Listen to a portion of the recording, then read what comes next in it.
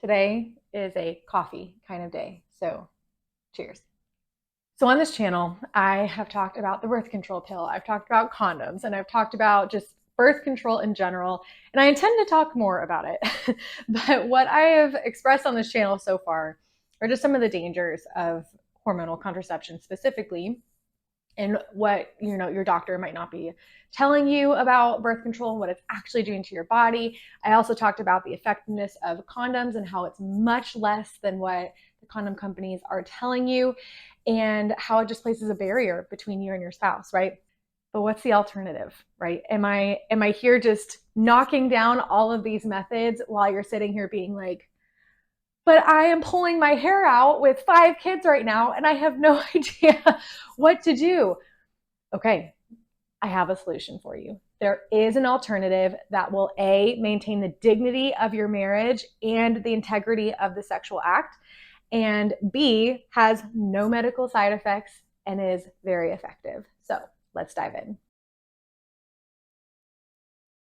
My name is Haley, and I work for an OBGYN clinic where I teach women and couples how to chart their cycles so that they can either avoid or achieve pregnancy, and also to manage their fertility. Today, we're going to be talking about natural family planning. This is the alternative to all of those methods of birth control that I've already talked about the dangers about and why they're bad for you and why they're bad for your marriage. We've talked about that. And again, I intend to talk more about that.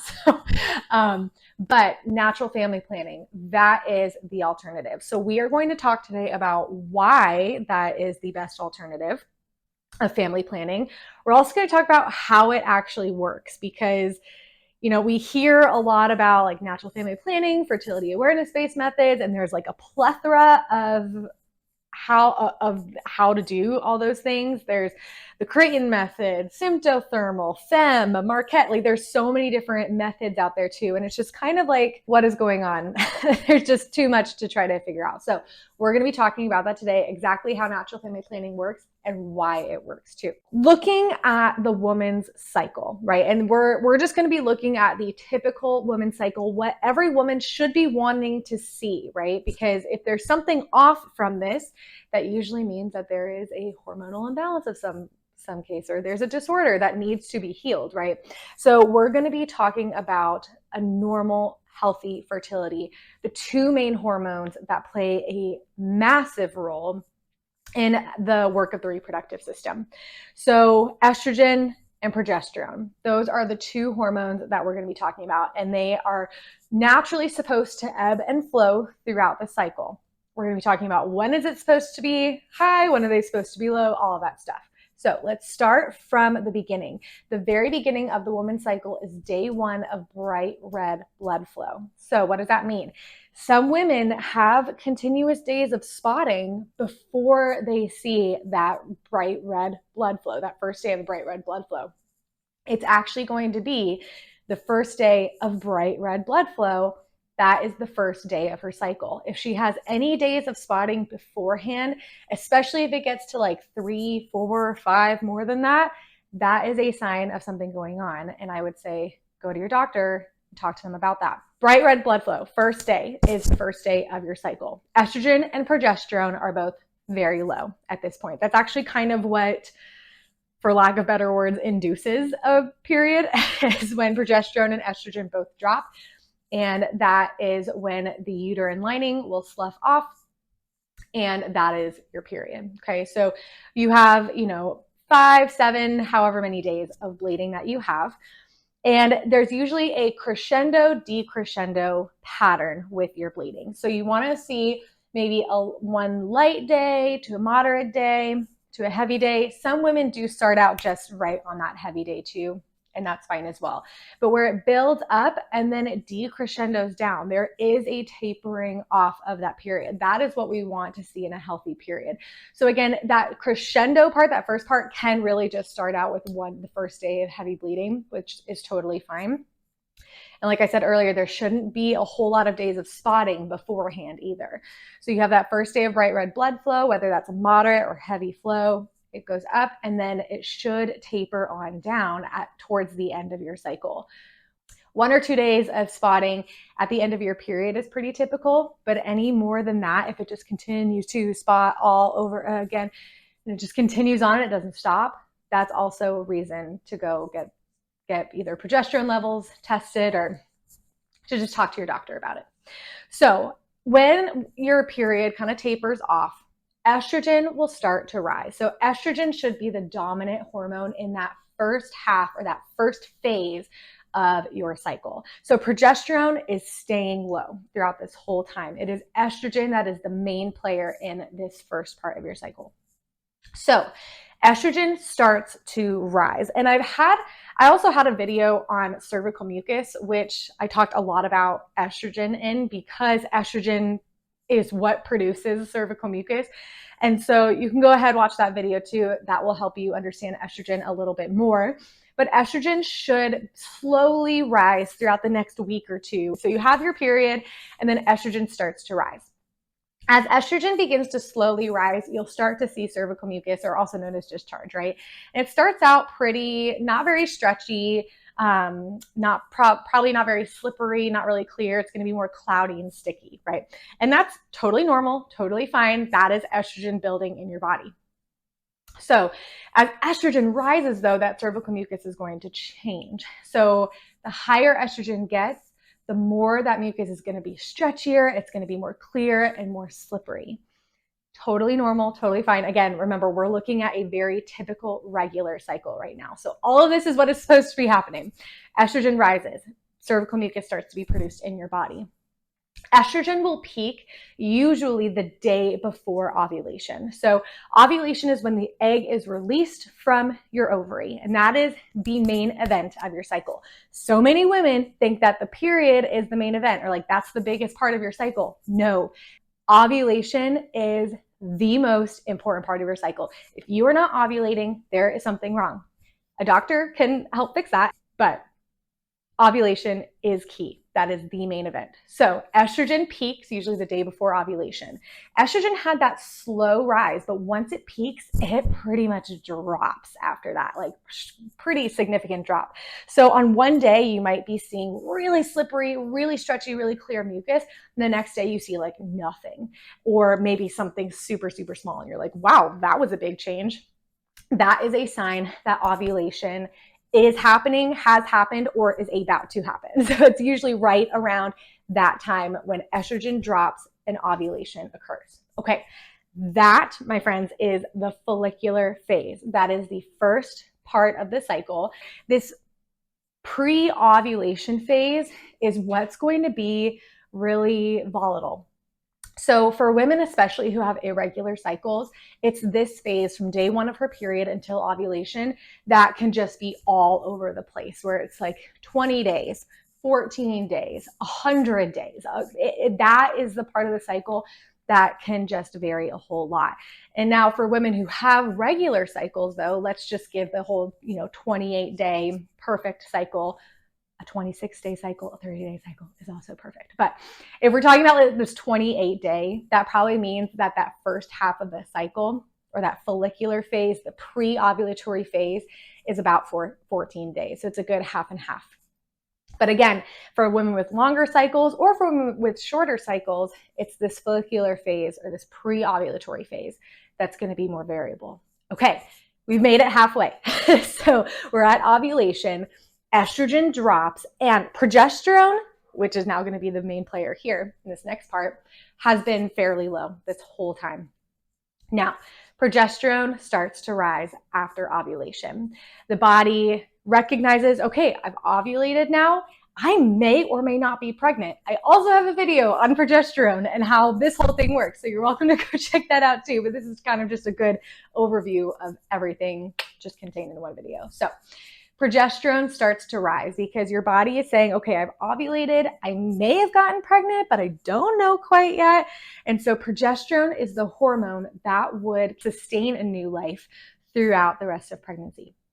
And so progesterone kicks in whether a woman is pregnant or not, because in case she is, her body is wanting to sustain that pregnancy. So progesterone starts to rise. I talked about how estrogen kind of lets the cervical mucus flow, right? And it produces it. Progesterone has the complete opposite effect. It dries everything up. So estrogen, super dominant in that pre-ovulatory phase, that follicular phase, things are flowing, right? Progesterone is going to be that dominant hormone in this post-ovulation phase, or the luteal phase is what it's called. So progesterone rises. Now it's key here to note that estrogen does rise a little bit again, just a little, but progesterone has a very significant rise in this post-ovulation phase. So progesterone is the main player at this point. So progesterone will rise and it'll stay high for about 2 weeks. When I am teaching women and couples how to chart, and we can kind of figure out where ovulation is occurring due to their changing cervical mucus, once we pinpoint when ovulation happens, I want to see a range of 9 to 17 days of a post-ovulation phase when progesterone is high. If I'm working with a woman that's any lower than, or any shorter, I should say, than 9 days of a post-ovulation phase, that is like a red flag for me to get them referred to a doctor and to get their progesterone levels tested. Because if the luteal phase or that post-ovulation phase is any shorter than that 9-day marker, that is a really good sign that progesterone just isn't staying high enough for long enough in that phase. So that would be my go-to, is to refer them to a doctor to get those progesterone levels tested. Now, 9 to 17 days, though, is the range that I want to see for any woman, right? Now, for every specific woman, though, it's a little bit different. I want to see an even shorter range than that. So let's say, for example, I'm working with a woman who always consistently has a 16-day luteal phase or post-ovulation phase. For her, if I see like 15 or 17 days somewhere, that's fine. That little bit of a range, 1-day variant is okay. If I were to see on her chart a 10-day luteal phase or 10-day post-ovulation phase, sure, 10 is between 9 and 17, but for her, and she normally has 16 days, that is significantly different. And that is also a red flag for me to get them referred to a doctor for progesterone levels. So this post-ovulation phase, the point of all this is to say that it's very stable. It should be super stable. So as the follicular phase is very variable, right? The luteal phase should be stable. So this is actually good news for women who are charting with irregular cycles or long cycles, because we know that it's that follicular phase that is going to be variable. It's going to change. It's going to be longer or shorter. But once we can pinpoint ovulation occurring, she will know, okay, I have about 2 weeks or however long her luteal phase normally is. I have that much longer until my next period. So women with irregular cycles can still know when their period is coming if they can pinpoint when ovulation happens. So this is really good news. Okay, so that is the menstrual cycle in a whole, from day one to the next day, or the last day before her next day one, or the last day before her next period. Okay, that is the full menstrual cycle.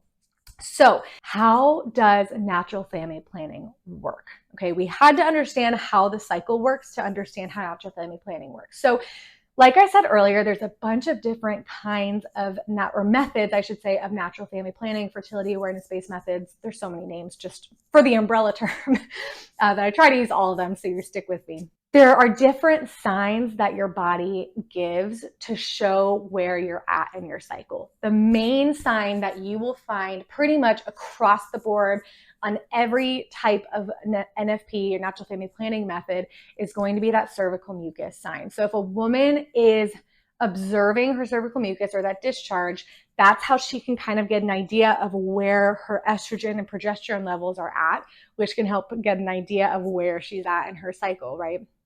And kind of pinpoint ovulation. So that would be really the universal way of charting. And so the basic way for a woman to be able to do that is just every time she goes to the bathroom, it's not like, she has to do crazy amounts of things throughout the day that she's not already doing. You're already going to the bathroom, hopefully at least a few times a day, right? So just whenever you go to the bathroom, you're going to wipe, and then you're going to look at the toilet paper, and then you will test the cervical mucus that you're seeing. So this is the first part where women are just like, oh my gosh, sometimes. And then sometimes I'm teaching a nurse and they're like, oh, that's so cool. So it really just depends on your level of comfortability with that. But you do have to look at the mucus because the main things that we were looking for are color and stretch, right? We're looking at the color of the mucus and how much it stretches because that can give us an idea of where your estrogen levels are at. And so there's two ways to test it with the toilet paper. So you can either take one finger and then just go like this to the mucus just to see how much it stretches and then the color of it. Then you're good to go. You're done. You just wash your hands. You're fine. If you really want to get like all up in it, you can also take two fingers and actually pick up the mucus and stretch it between your fingers. So if you've ever seen somebody go like this for when they're talking about just NFP in general, that's what's going on. They're putting mucus between their fingers.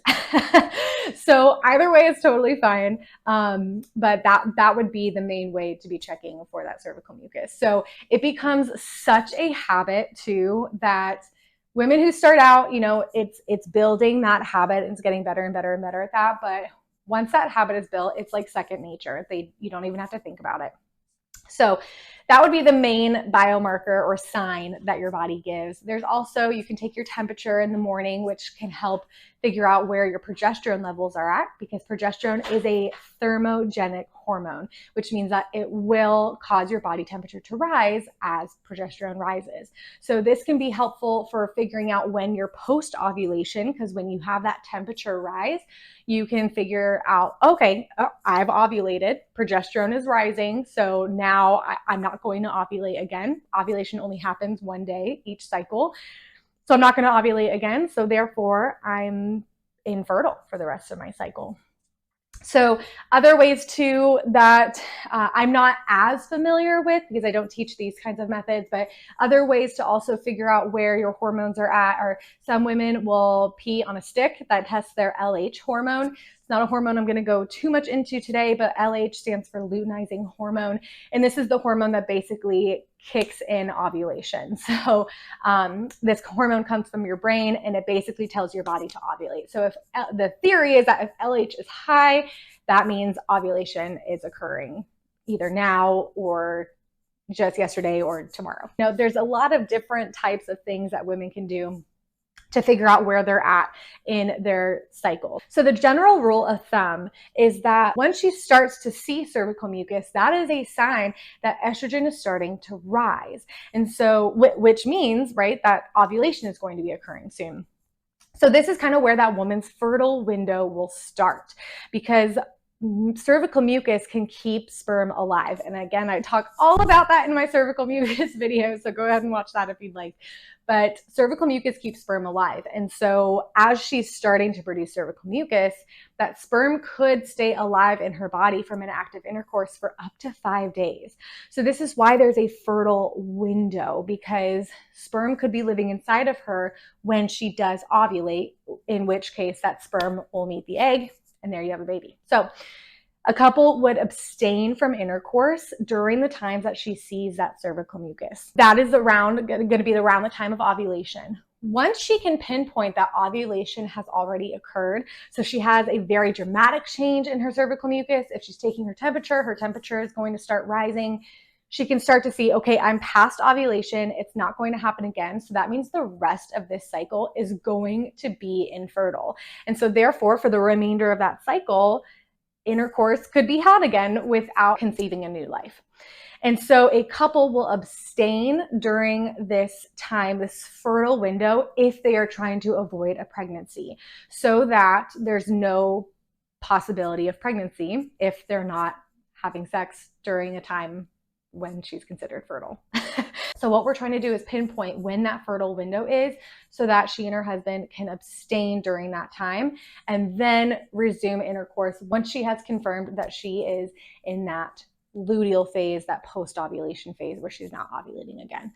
This is why NFP works. This is why it works, because the woman's body is not always fertile. Men are always fertile all the time. They're always producing more and more sperm. So it's because of us ladies that a couple will have infertile times, because of us ladies. So what we're looking for with natural family planning is to find when that fertile window is, again, to abstain during that time if the intention is to avoid pregnancy. Now, the really cool thing though about natural family planning is that if a couple is trying to achieve pregnancy, then they know exactly when to focus intercourse because they know when they're ovulating. So this can be used for both intentions, right? And then the third intention would just be to manage your fertility, to be able to figure out where you're at in your cycle, whether you're single, married, engaged, wherever you're at in your life. This can be really, really good to just understand, are my hormones balancing the way that they should?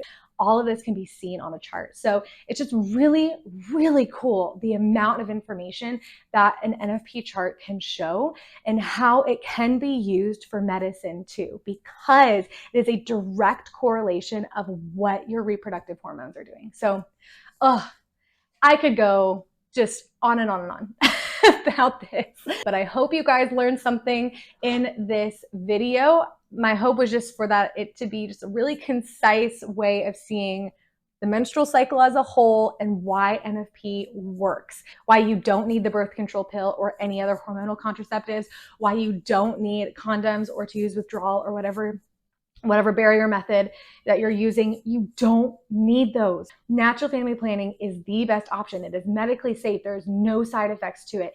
It is effective.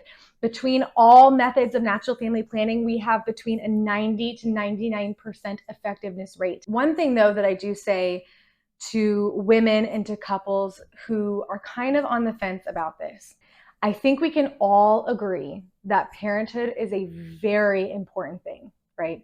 I hope we can agree on that. Parenthood is a very important thing. It's a very important decision. And once you are a parent, you have a responsibility for these lives in your hand, life or lives in your hands, right? And so parenthood is an important thing.